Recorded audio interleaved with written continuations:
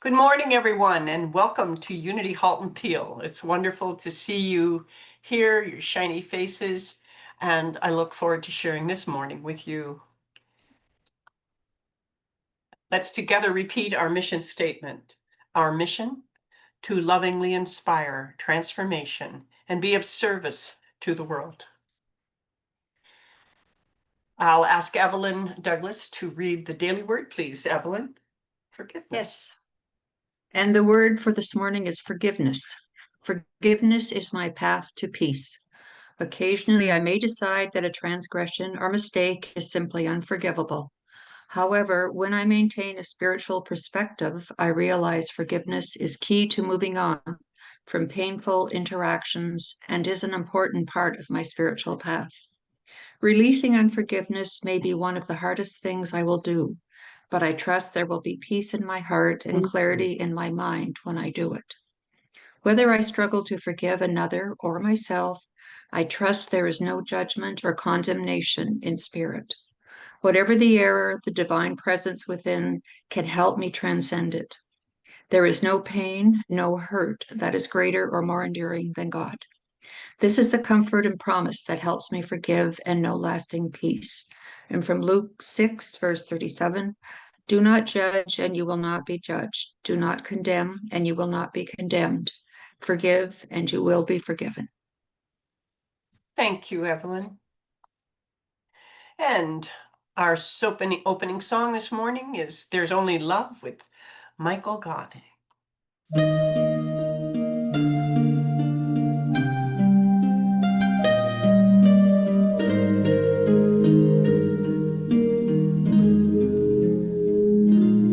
In this moment, in this place, I remember who I am, letting fear and worry fall away from me. I open my eyes and see there is only love. There is only love. Love that heals, love that sets me free. There is only love.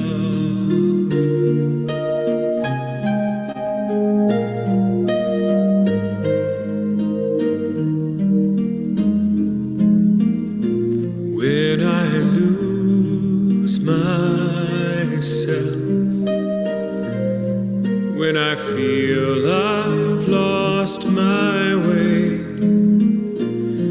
when I go inside and quiet my mind, I hear Spirit gently say, there is only love. There is only love. Love that heals, love that sets me free. There is only love. There is only love. There is only love. Love that heals, love that sets me free. There is only love. There is only love. There is only love. Love that heals, love that sets me free. There is only love. Love that heals, love that sets me is only love.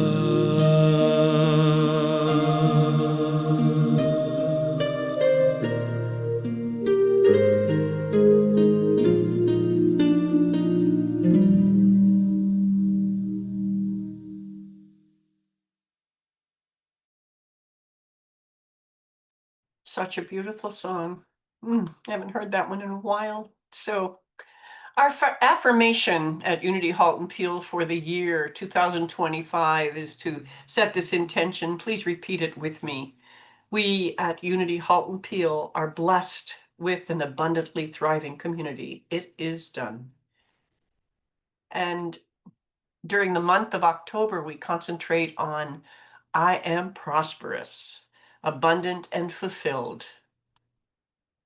And while we hold prayer and meditation ourselves or in groups during the month of October, we also remember and pray with Unity of Vancouver, Unity of York Region Study Group affiliated with UMIM.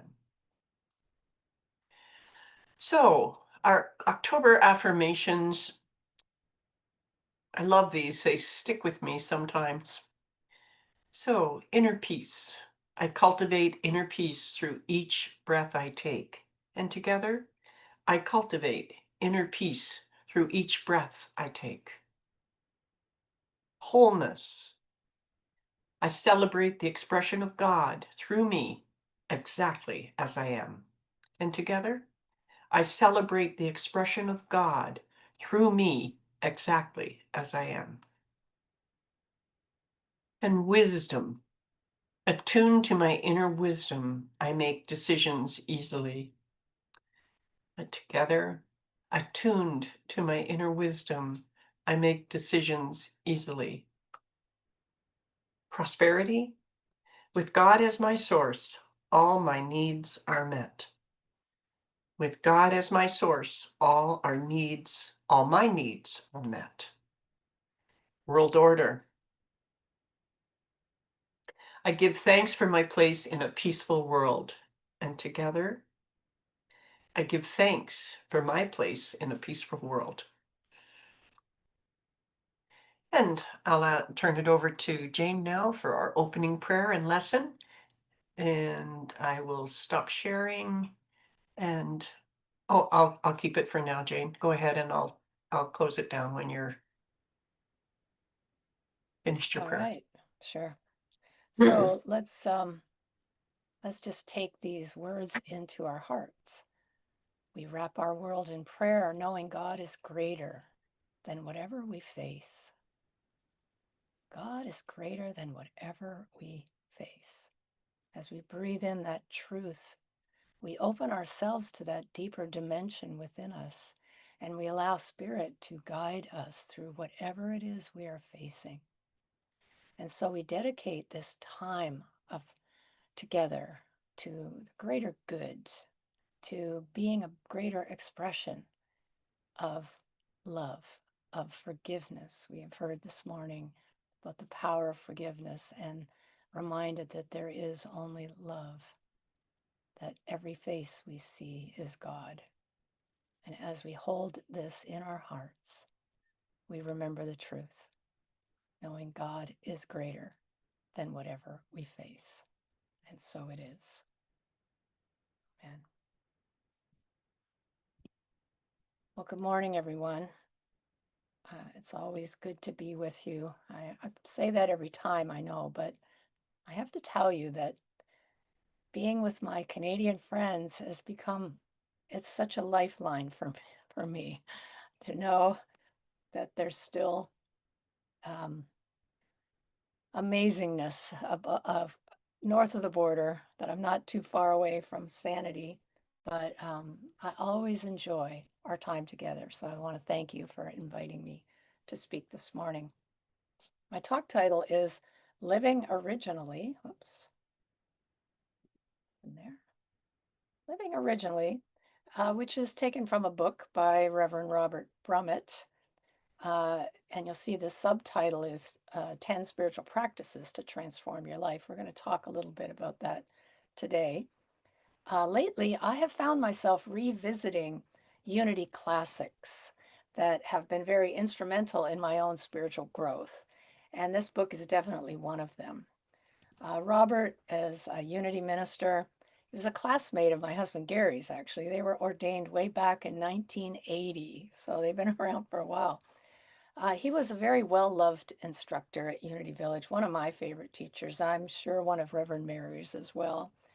And when I was in school, Robert taught pastoral counseling, meditation, spiritual development, and for years he has continued to practice and teach mindfulness. He's very well versed in Eastern philosophy, and so his books are really, really excellent to have that kind of mix of spiritual wisdom. So the word originally, as it's used here, it doesn't mean being unique or different or creative. It means being connected to the origin, to live consciously from the ever-present origin of life, the source of all good that is within us. That's what living originally means.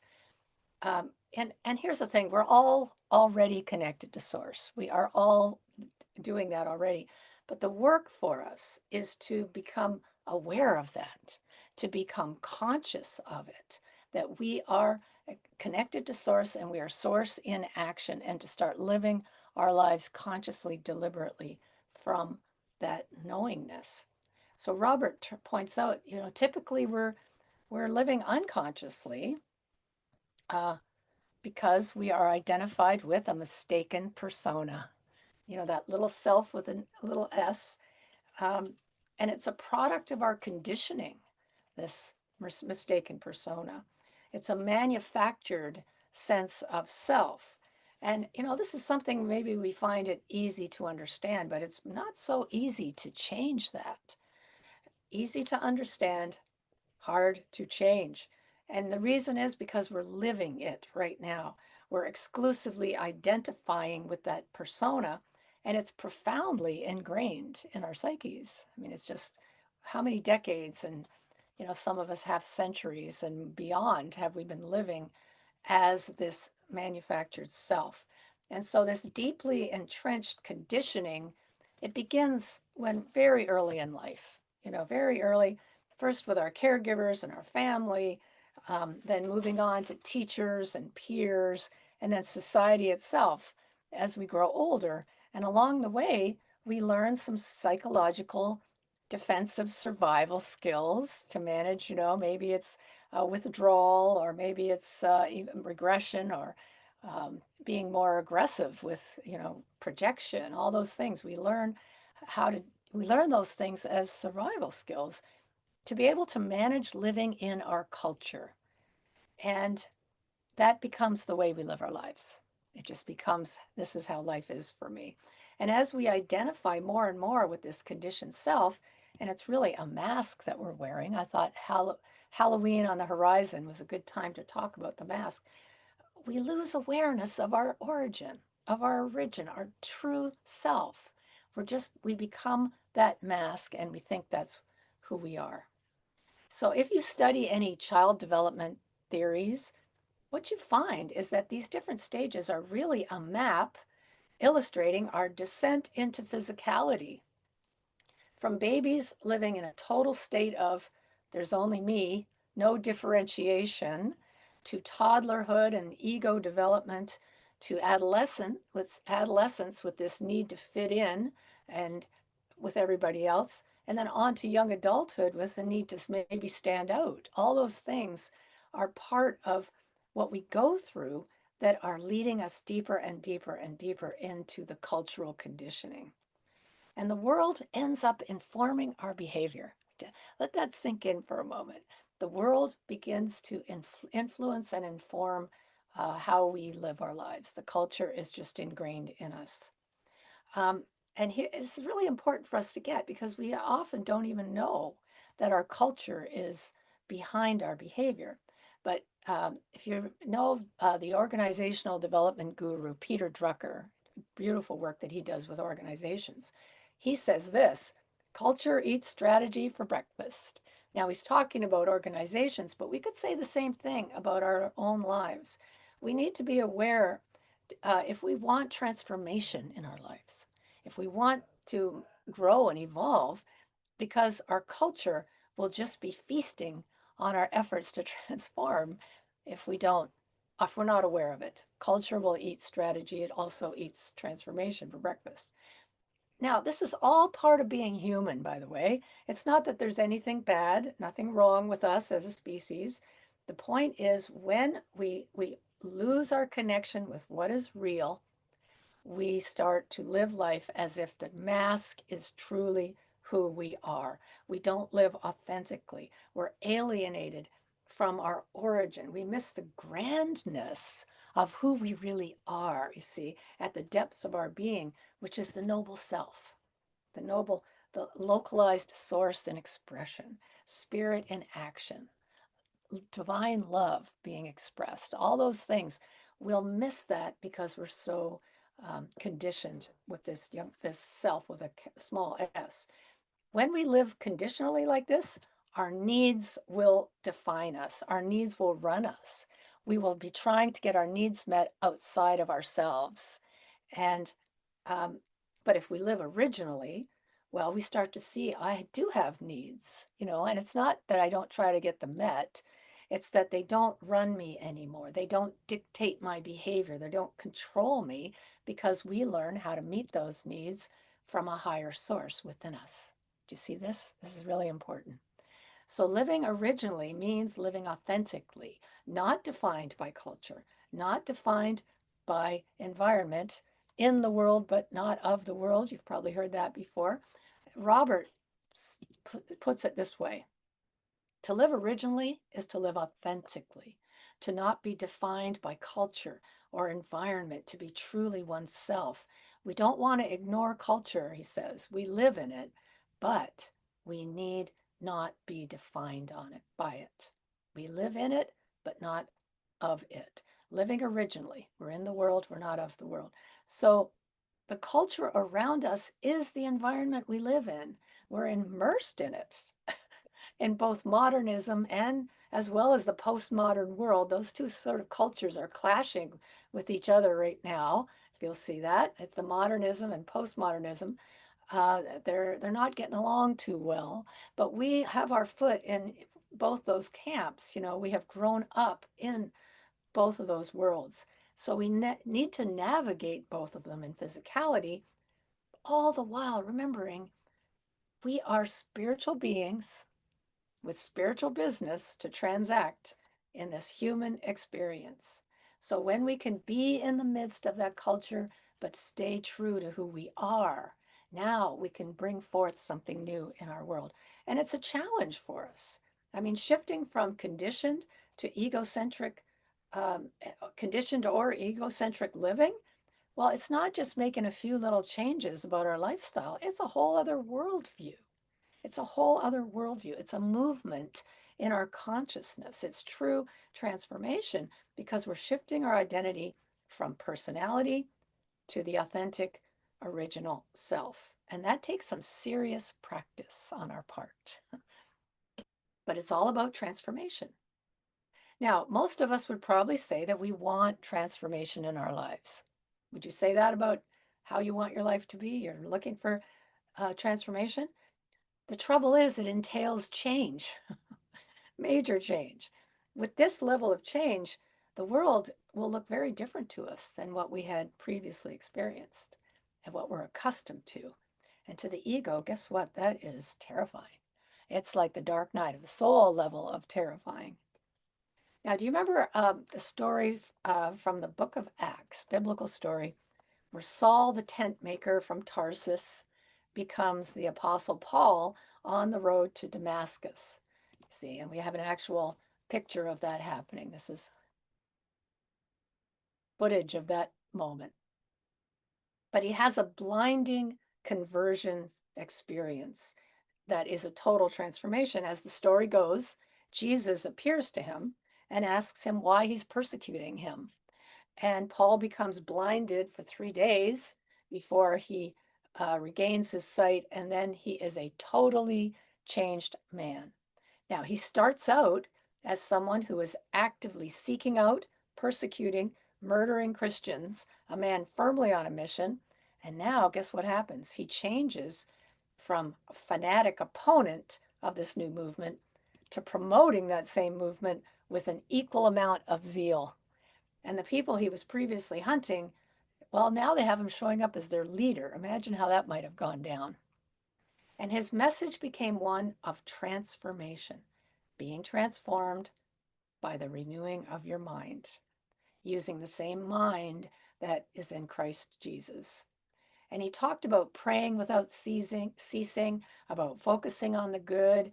Something pretty significant had to have happened in order to change his worldview so profoundly, to see things so differently. So we look at this metaphysically. We can have that same level of profound change. And here's how. Messages from our inner Christ, they have the potential to bring forth some kind of blinding realization for us, an awakening, a breakthrough comprehension, an aha moment of that magnitude. And it can completely shift direction in our lives. Maybe where suddenly we understand something we hadn't seen before, or something we read lands for us, something we hear goes, oh, that's what it is. Maybe we have a meditative moment that opens our eyes and our heart to something greater, to this other non-dual experience of life, a larger view. I mean, others have had their Damascus moments and lived to tell the tale. Byron Katie is a great example of someone having an epiphany on the floor of a halfway house where she was being treated for addiction and feeling totally worthless. And she had that aha moment where she saw her problems all came from believing her stressful thoughts, all of it. Ah. Eckhart Tolle had a similar situation in the middle of a suicidal breakdown that he was having, where he realized that the answer for him was to stay in the present moment. Don't go to the past. Don't go to the future. Now moment. And changed his life. The neuroscientist Jill Bolte Taylor suffered a stroke in which her left brain completely shut down, and she experienced a whole new reality of living. And in each of these cases, they did a complete about face and moved into a brand new perspective, a new dimension of living, never to return to the old way of being. See? So, but lest we think that transformation only comes about in the midst of great suffering or suicidal depression, it doesn't have to. It doesn't have to be so dramatic. It doesn't have to just be so much drama. Oftentimes it's much more gradual. It's more subtle. It's less visible, but no less powerful. It may be an invisible shift. It impacts very visible aspects of our lives. Health, relationships, work life. A life transformed is radically different. And here's why. This sense of self that we are conditioned to believe we are, it radically shifts. Our sense of self that we've bought into radically shifts. Can you feel the difference in that? Suddenly we have a different way of looking at life, and it's just happened. And when that happens, what happens the next is that our values, our priorities are redefined. You see, it's a full-fledged metamorphosis. Since our identity and our worldview change and we awaken to a new dimension of reality, capital R reality, new possibilities become available to us that weren't apparent for us and with our previous worldview. That field of possibility is open to us right now, but using the worldview that we're using, the perspective we're looking through, makes it either accessible or not accessible. We hold the key to that. And so when our identity is no longer fixated on being a separated, isolated self with needs and interests that we have to attend to, the expansiveness takes over, and we are experiencing life in a much different way. The Course in Miracles refers to this experience as the holy instant. I love that. There's a holy instant that happens. It opens our eyes where there's a willingness to let go, release, surrender, not to something outside of ourselves, surrendering to a greater understanding of who we are. Feel the difference in that. The wonderful visionary Barbara Marx Hubbard said this: "We are in the midst of an evolving humanity, an evolutionary non-dualism that is extremely energizing, because the world," she says, "is at a crisis point, and more of the same will not work." More of the same will not work. We're at a crossroads here, and I think it's time for a change. Now, she defines evolutionary non-dualism as humanity's striving to get beyond the predominant false dualities that tend to separate us. It's all about the belief in separation. That's the key here. Because this belief in duality separates us. It separates our minds and hearts. It separates science from spirituality, and so getting beyond that duality is about helping to bring about an enlightened planetary civilization. Are you up for this? Because all of us are potential change agents in bringing this planetary shift. In the world of spiral dynamics, which is a developmental model of cultural worldviews and how they evolve, this kind of shift is known as second-tier consciousness, non-dual second-tier consciousness. And I believe it's where we're heading as a culture. But the emerging future depends on us to midwife it into physical reality. This non-dual second-tier shift brings with it freedom. You see this picture, an increased sense of freedom from the past as we remove the mask of our conditioned self. And it brings a clearer and infinitely more exciting purpose to our lives as we allow Spirit to guide us, to show us what's next, where to go. And doing that fuels great confidence in where we're going. Freedom, purpose, confidence. All of these things come from second-tier consciousness, non-dual perspective. They're inherent in that when we move and evolve to that a worldview. These things become available to us. And when we reach this kind of developmental shift, we're ready to become much more internally directed, you see. Our actions become dictated by compassion rather than trying to fit in or whatever need to be liked or whatever our motivation has been. Compassion now takes a front seat and says, this is what love would do. This is how love would be. And our ethical behavior shifts from following the rules because we have no choice to aligning with the values and the principles of the higher reality and naturally honoring rules that bless our world. I mean, of course, we continue to stop for a red light, not because we're trying to avoid a ticket, but because we don't want to harm another human being. And so we're still, our ethical living shifts. The motivation for it shifts. We're becoming love in action. This is a heroic journey for us, right? It's a heroic journey. It's ever leading us onward to this kind of heart-centered, spirit-led living. However, shifting into a new cultural developmental stage, not so easy. Right now, we're having this kind of clash of cultures going on, and waiting in the wings is this new paradigm of being. But we got work to do to get us there. Because what usually happens to harbingers of a new vision,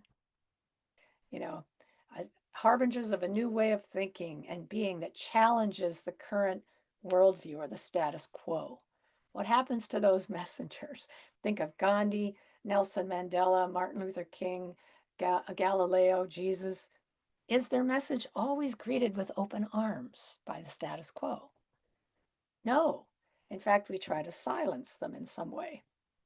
So transformational messengers are rarely honored or welcomed until there's a tipping point reached where their teachings become culturally accepted. You see, before that point, everybody's just telling them they're before their time. And in fact, we can get some pretty riled up about their message. I mean, you may have heard the saying, the truth will set you free. First, it's going to highly annoy you or make you miserable, but however you want to say it.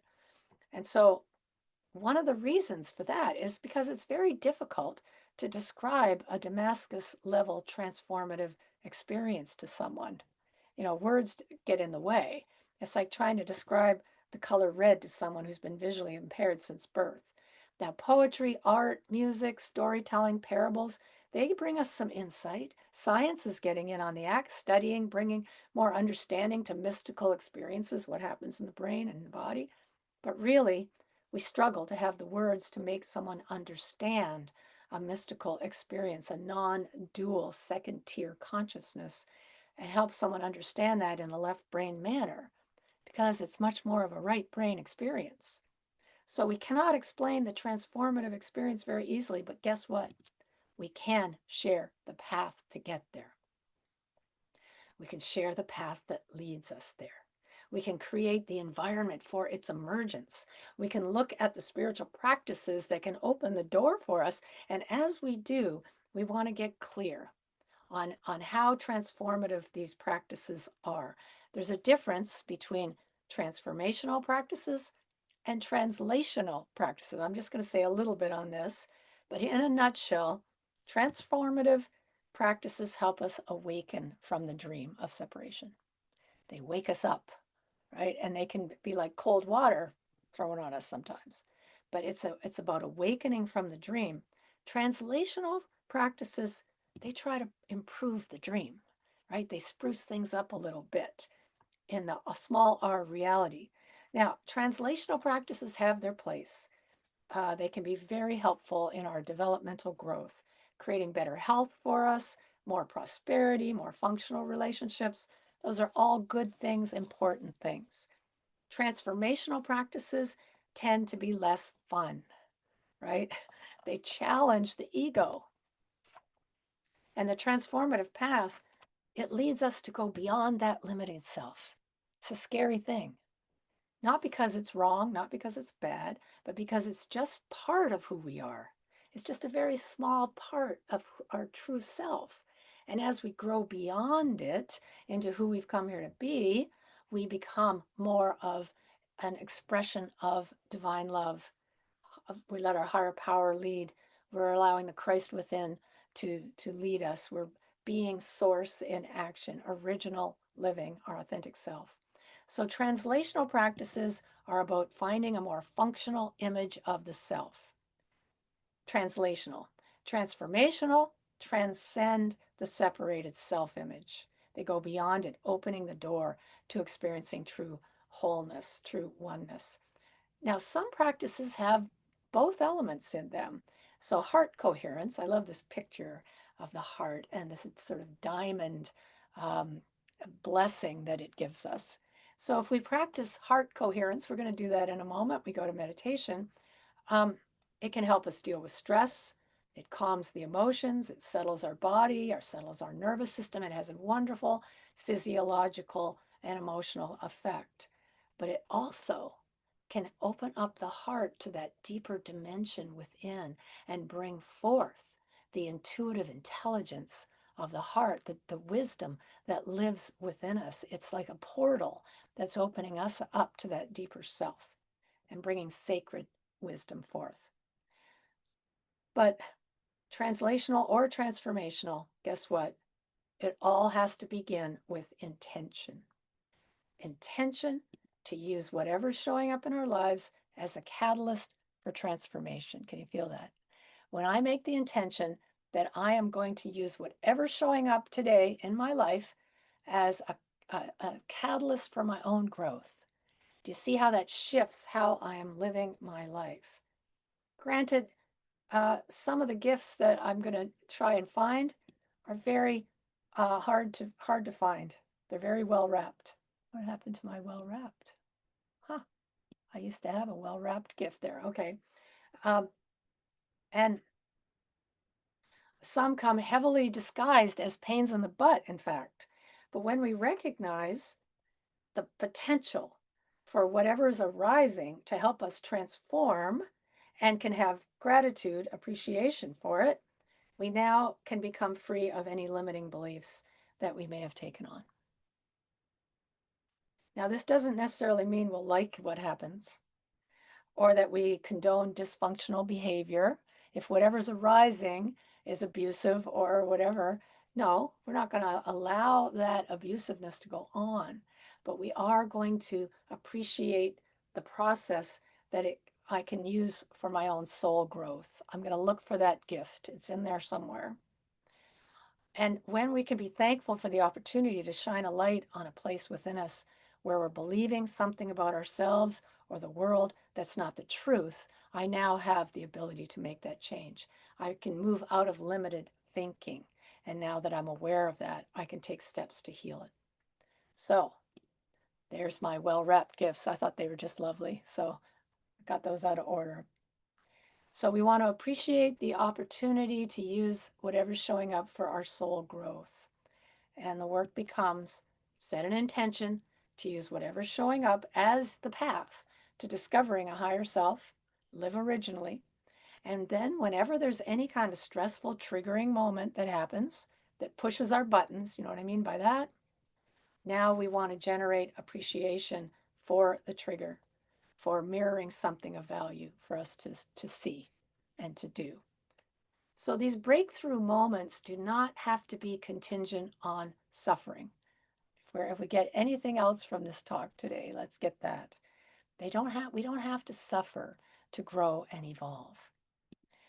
We can take steps right now and put into practice these transformational steps that we've been given that can actually free us from the past, that can help us on the road to authentic, original living.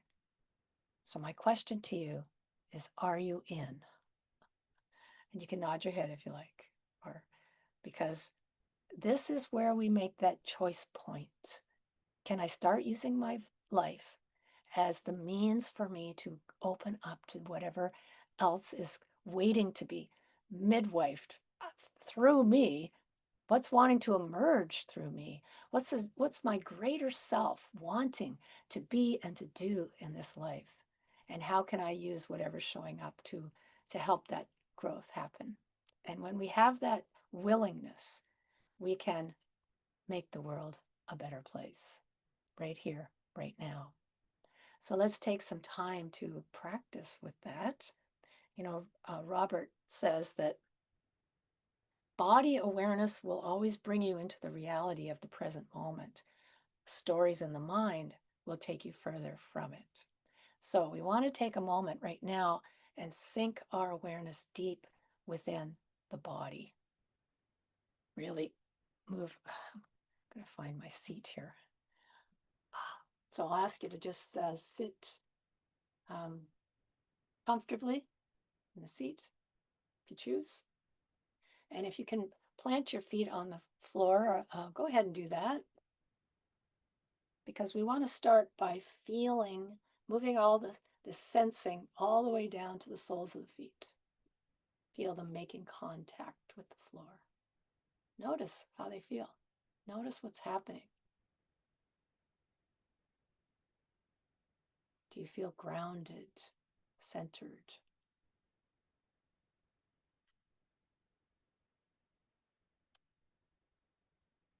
Now slowly move your attention upward as you're scanning through the body, going through the ankles and the shins and the calves and the knees and the thighs. Really notice how your legs feel.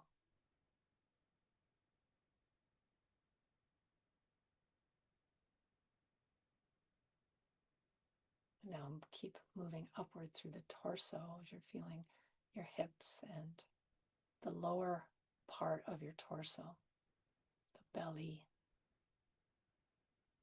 the backside. Notice how they feel.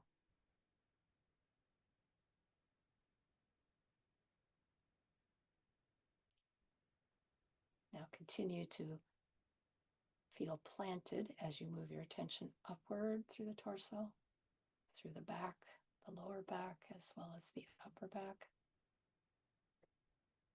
the chest, to the shoulders. Notice any places of tension.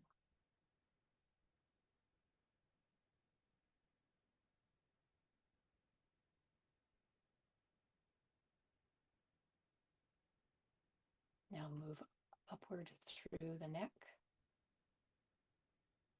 to the head, the scalp, the face. And again, notice tension, maybe around the eyes or the jaw, the neck, shoulders. Just consciously relax. We carry the weight of the world on our shoulders. And now move your attention down the arms to the hands. Notice how your hands feel.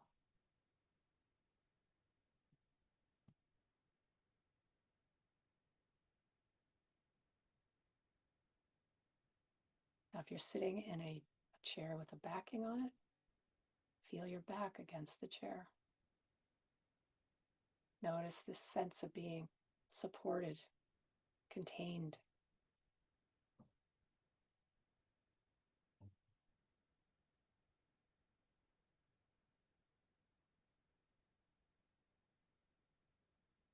Now we begin to follow the breath in and out.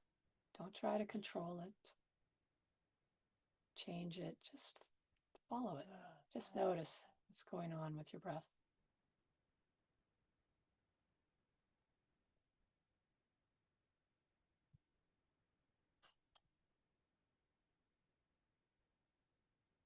We share the air that we breathe. We share the earth that we are situated on.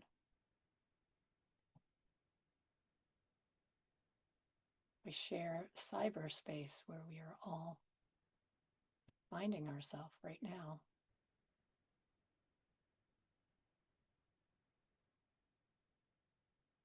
And as you contemplate this connection that we have in a very real way, imagine breathing into your heart. If you want to put your hand on your heart, you can. Just imagine breathing right into the heart space. And as you do, imagine in your mind's eye someone or something that you deeply love and appreciate. It can be a person, beloved person in your life. It can be a cherished pet. It can be a treasured memory that warms your heart. Choose someone or something that activates a feeling of gratitude and love.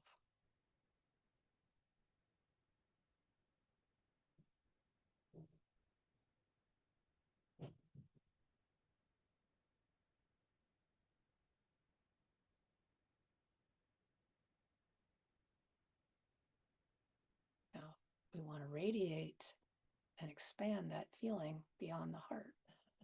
Let it warm your heart and move outward. And imagine appreciation moving throughout your body, love moving throughout your body, and just notice how every cell comes to life, invigorated by this healing vibration, bathed in it.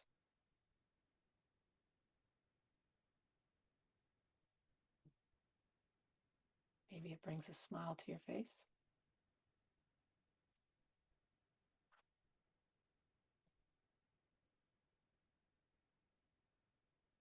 Now we let that feeling grow and expand beyond the body as we radiate this loving energy outward to bless our world.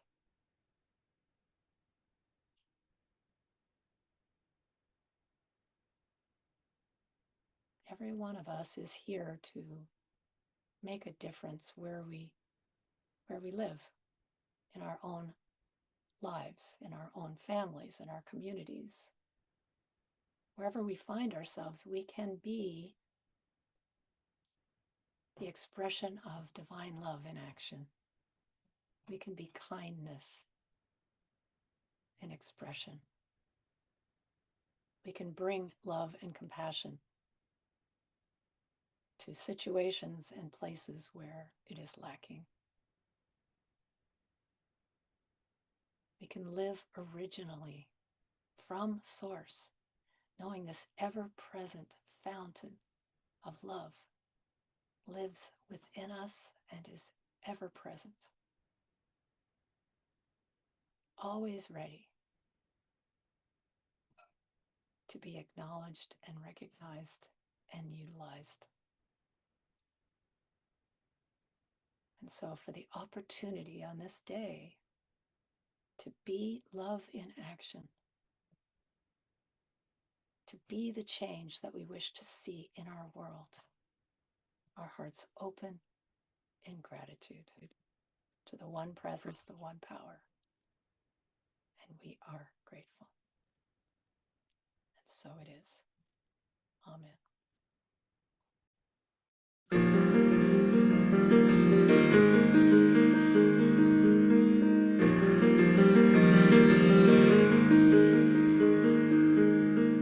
As time has unfolded me, it has revealed to me life's nothing less than sublime. With every thought I make, every last breath I take, may I be gracious and kind.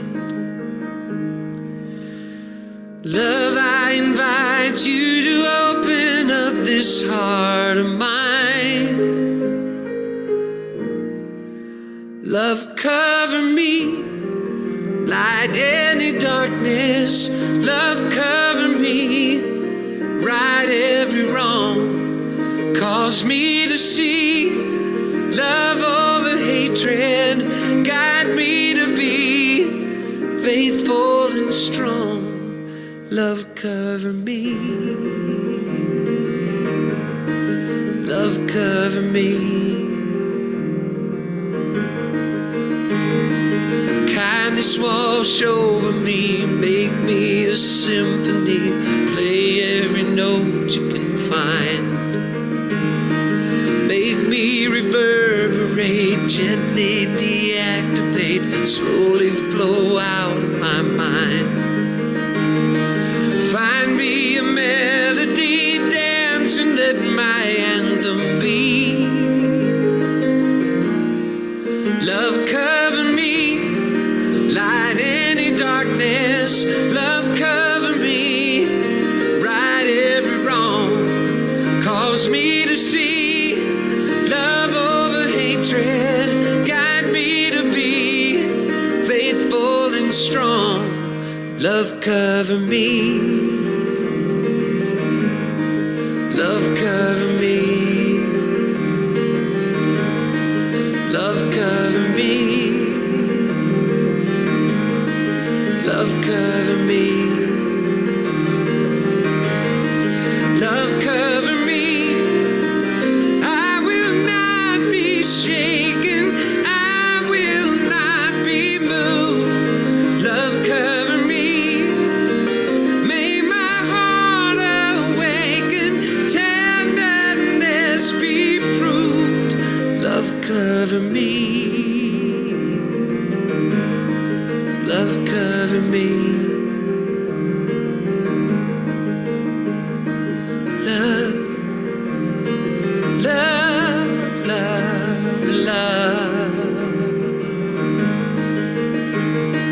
Love, love, love, love. Love, I invite you to open up this heart of mine.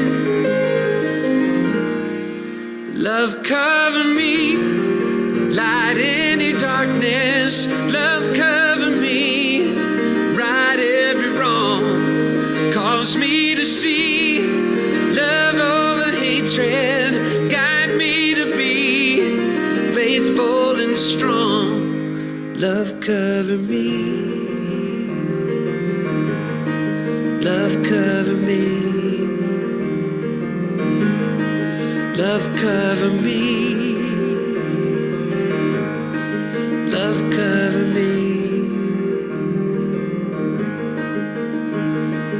love, love, love,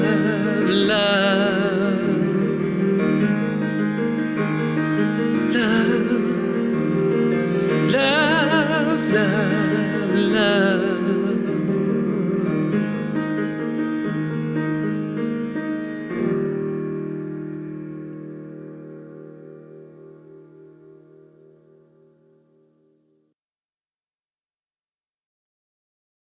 Wow. Such a beautiful song. Such a beautiful lesson, Jane. Thank you. Thank you. And thank you, Diane, always, Diane Riley, for being with us as our Unity Prayer Chaplain, present, ever present through email. You can reach Diane by emailing a prayer request to praywithdiane@gmail.com. And of course, if you are in urgent need of prayer, anyone to just reach out and touch.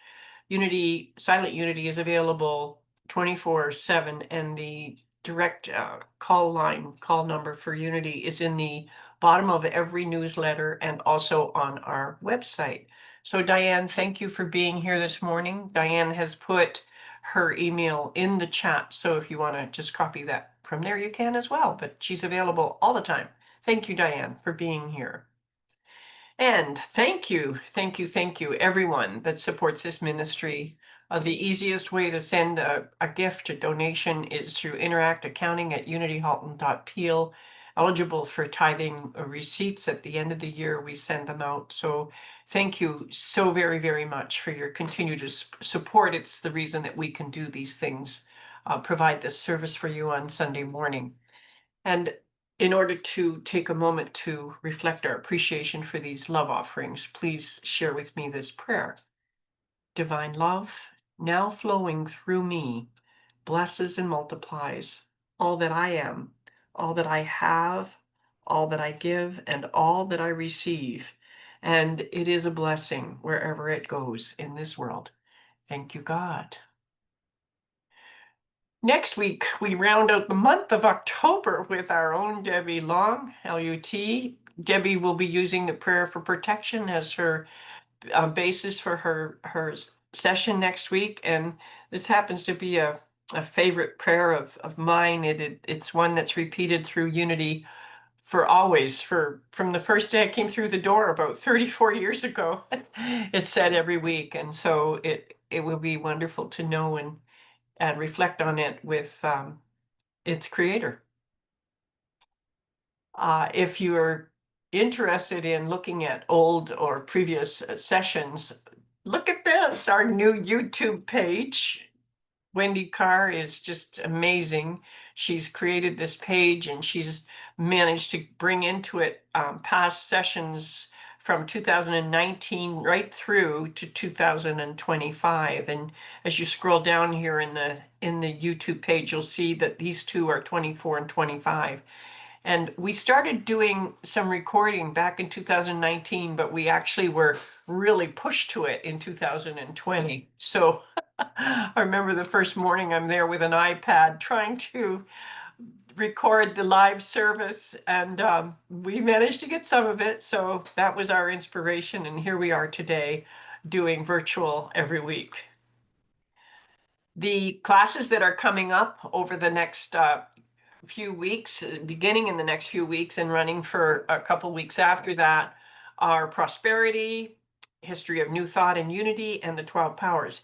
Each of these courses is eligible for CEE credits, which is the continuing training program for ministers and LUTs. The first year once they accomplish these, they follow a similar path for the first year, I'm told. So if you would like to join this for accreditation or not, you do not have to be on that path to join these. They're wonderful sessions of deep learning on each of these topics within the Unity movement. We have our annual business meeting coming up with Unity Worldwide Ministries in November. It's on November 5th, and it will be, we will be allowed to see some of this, but in pre-sessions, we have Meet the Candidates on October 15th. and the town hall meetings on October 22nd. There is a lot of change that's happening within the Unity movement, trying to merge two related associations, being the Unity Worldwide Ministries and the Unity Association. I might have that wrong. Jane, help me if you can. It's Unity World Headquarters with Unity Worldwide Ministries. Right. So they're bringing them together and looking at that, and we will have a vote on that on November 5th. You have 4 delegates representing from Unity Halton Peel, and you also have strong leadership with Debbie and Wendy, because they are very, very involved in this this new look of the body. It's called an acquisition, not a merger, because of U.S. law. So Unity Halton Peel, during the month of October, we are supporting the 541 Eatery, and within minutes of sending the donation through this week, I had a lovely email from their people, from their partners there. They're very grateful. Their refrigerator broke down and they were in a panic because a food supply had just come. And within an hour and a half, people attached to their following them on Facebook or Instagram showed up to fix the refrigerator. So this is a very important service to the community in Hamilton. And at the same time, we will be sharing with Eden Food for Change in Mississauga, who is also providing food and support to the community of Mississauga. So that's where our money is going this month. Unity Canada is always blessed with 50% of our tithe, and the rest of it is shared between the others. If you are with us for the first time or interested in making sure you're connected to our newsletter, go to our webpage, which is unityhaltonpeel.ca. And under resources, you will find the newsletter. Click on that and you will have a form to fill out to register, and you will automatically come into the next feed. And every Wednesday, you will get a copy of who's going to be there Sunday, how to link in, and the future speakers. Going back to the website, you'll see what our upcoming events are. So we're at the end of our time together today, and we close out our session with a blessing to the children and a song, and the prayer of protection and a song. So we'll carry on. Please join with me to repeat this blessing to our children. Children and youth of Unity and of the world, we love you, we bless you, and we appreciate you just the way you are. I am grateful for the children of the world.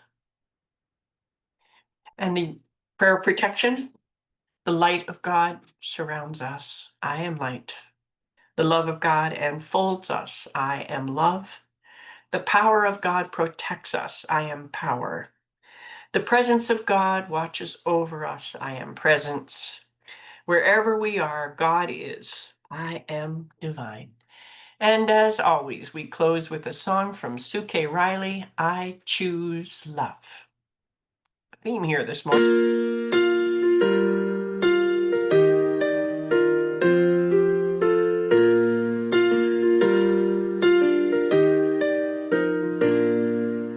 Peace in my life is growing because I choose love.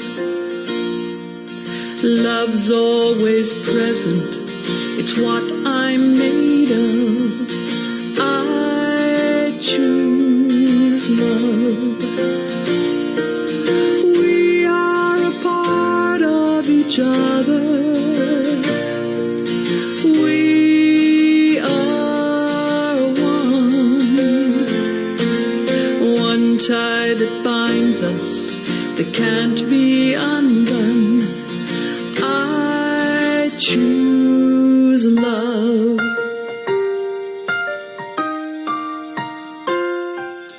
I choose love. Peace in my family is growing because I choose love. Let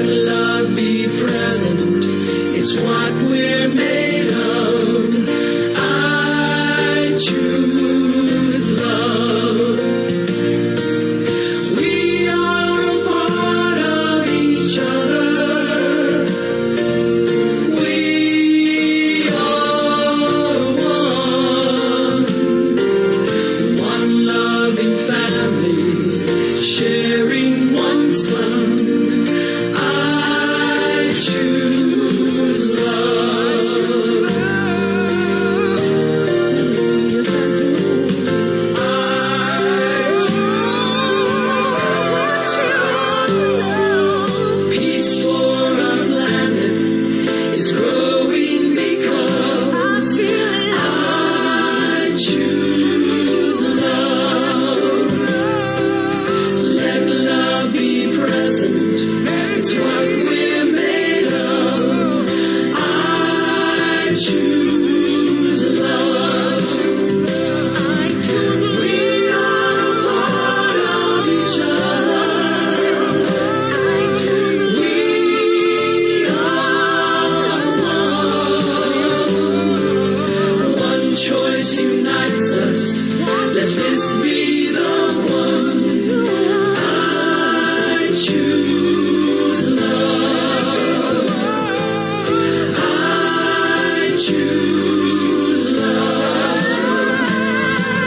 I choose love.